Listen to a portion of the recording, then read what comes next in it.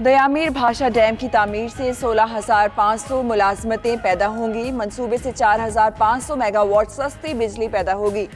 कौमी water security strategy और dams की तामीर के हवाले से इजलास में वज़ीर आज़म को ब्रीफिंग। इमरान खान की डैम की तामीराती सरगर्मियाँ शुरू करने की हिदायत। कहा, पानी के ज़खायर को महफूज बनाना मौजूदा हुकूमत की अव्वलीन तरजीह है।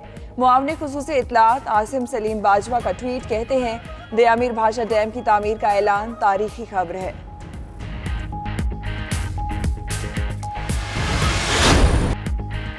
छोटी मार्केट्स के बाद शहर इक़्तिदार में बड़े शॉपिंग मॉल्स खोलने की भी मशरूत इजाज़त। डिप्टी कमिश्नर इस्लामाबाद ने नोटिफिकेशन जारी कर दिया। बड़े तिजारती मराकज़ पीर से जुमा शाम 5 बजे तक खोले जा सकेंगे। उधर सिंध हुकूमत का मजीद 4 महकमों के दफातर खोलने का भी ऐलान। कई शहरों में कारोबार शाम 4 बजे बंद करने की पाबंदी की भी खिलाफ वर्जी।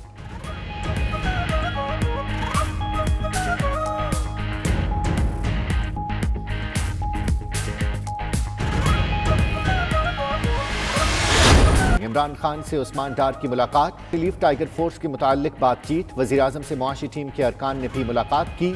आइंदा माली साल के बजट पर ब्रीफिंग दी।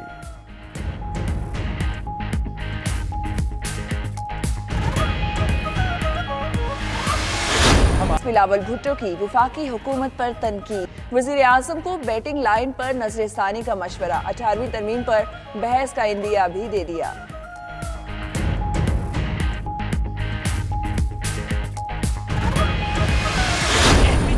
कौमी असम्बली में मुराद सईद फिर अपोजिशन पर खूब गरजे बरसे। बोले, 30 साल हुकूमत करने वाले अपने लिए अस्पताल भी नहीं बना सके। इमरान खान ने तारीख का सबसे बड़ा रिलीफ पैकेज दिया।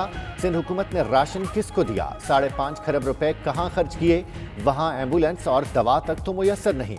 अपोजिशन अरकान मुराद सईद की तकरीर से पहले ही ऐवान से चले गए।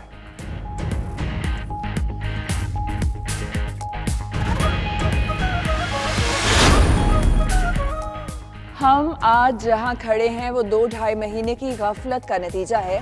लॉकडाउन बरकरार रखना चाहिए था। सिंध, आज़ाद कश्मीर और गिलगित बल्तिस्तान ने मौसर इकदाम किए। पंजाब में टेस्टिंग के तमाम इदारे नून लीग ने बनाए। शाह महमूद बोले, वैक्सीन आने में 2 साल लग सकते हैं। टेस्टिंग की सलाहियत मजीद बढ़ाना है।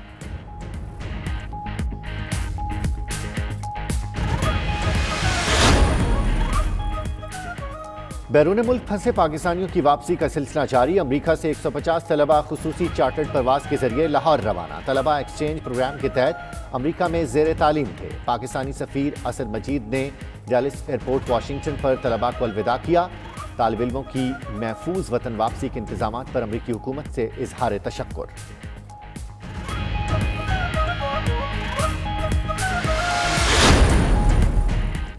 चीन से तिब्बी और इमदादी सामान की एक और खेप पहुंच गई। वज़ीर आला पंजाब सरदार उस्मान बुज़दार ने एयरपोर्ट पर सामान वसूल किया। हिफाजती kits, N95 mask, surgical mask और दीगर ज़रूरी सामान शामिल। उधर सऊदी अरब भी पाकिस्तान की मदद में पेश। सऊदी फरमानरवा शाह सलमान के फलाही इमदादी इदारे की सरगर्मियाँ जारी। पंजाब के 10 अजला 22,000 मुस्तहिक खानदानों में राशन की तकसीम।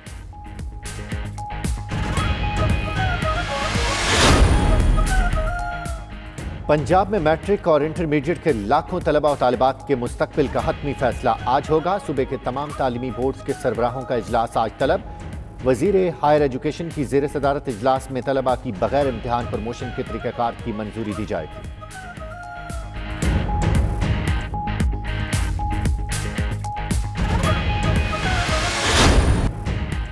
2018 के आम इंतखाबात में RTS की नाकामी। इलेक्शन कमीशन का तकरीबन 2 साल बाद तहकीकात करवाने का फैसला।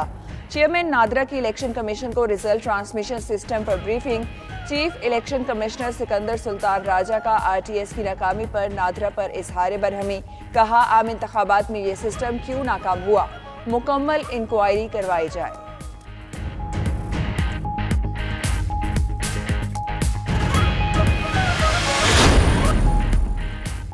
मुल्क के मुख्तलिफ इलाकों में तेज हवाओं के साथ बारिश। गर्मी की शिद्दत कम हो गई। पेशावर, मुल्तान, गुजरात, हाफसाबाद, मंडी बहाउद्दीन, कोटली, मीरपुर और दीगर शहरों में बादल बरसे।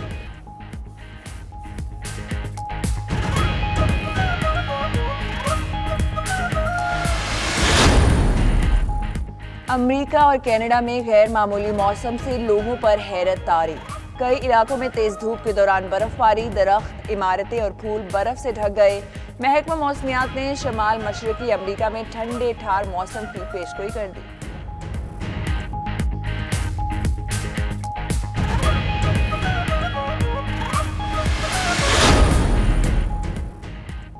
पीसीबी की ट्विटर पर ड्रीम पेयर्स मुहिम जारी। शायकीन ने इमरान खान और जावेद मियांदाद को बेहतरीन कप्तान और नायब कप्तान की जोड़ी करार दे दिया। अभी तक की आरा के मुताबिक इमरान खान और वसीम अकरम की जोड़ी दूसरे, जबकि इमरान खान और मिसबाह उल हक की जोड़ी तीसरे नंबर पर आ रही है।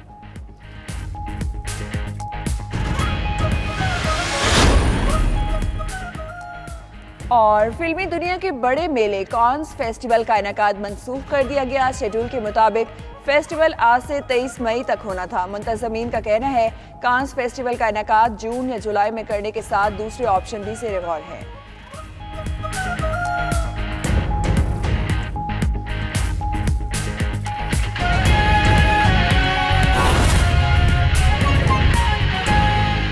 एसओपी सेट तो कर दी गई हैं, लेकिन एसओपीज ऐसी हैं कि वो ब्लैंकेट एसओपी सेट कर दी गई हैं कि सबको बता दिया गया है कि उसने मास्क पहनने हैं या उसने हैंड सैनिटाइज करने हैं या उसने जो है एक डिस्टेंस रखना है।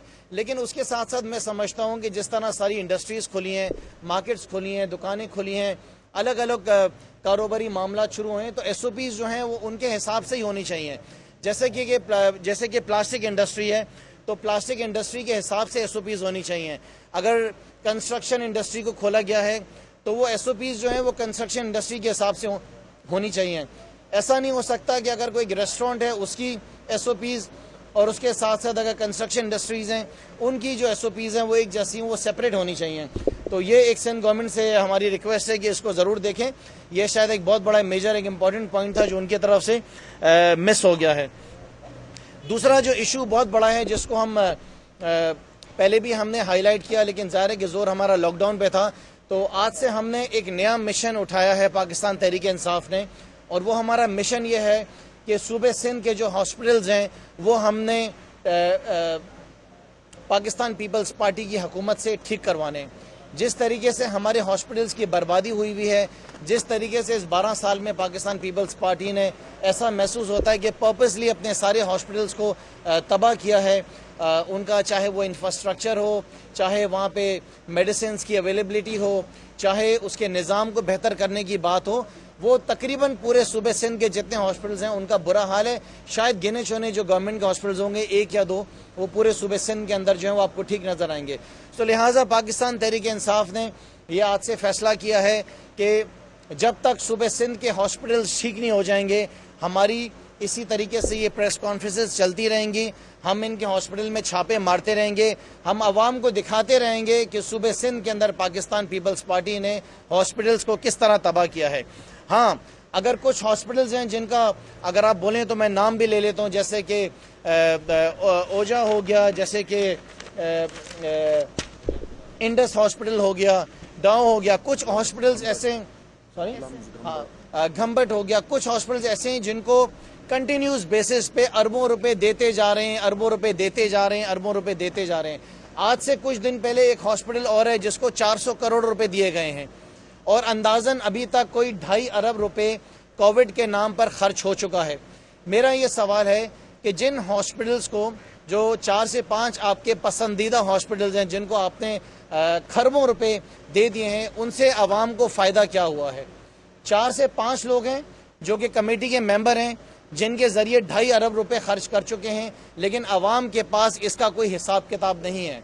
जैसे कि हम अगर एग्जाम्पल ले लें इंडस हॉस्पिटल की, तो मेरे ख्याल से एक बहुत बड़ी रकम जो है इंडस हॉस्पिटल को कोविड के सिलसिले में पिछले दिनों दी गई हैं, लेकिन अगर आप देखें तो हमें मालूम चला है कि वहाँ पे शायद मेरे ख्याल से खाली 15 जो हैं वो वेंटिलेटर्स हैं और ये 18 से 20 जो हैं वो खाली बेड्स हैं, जो कि 5 बेड्स हैं सॉरी, जो कि जिसमें आपके कोरोना के पेशेंट्स हैं।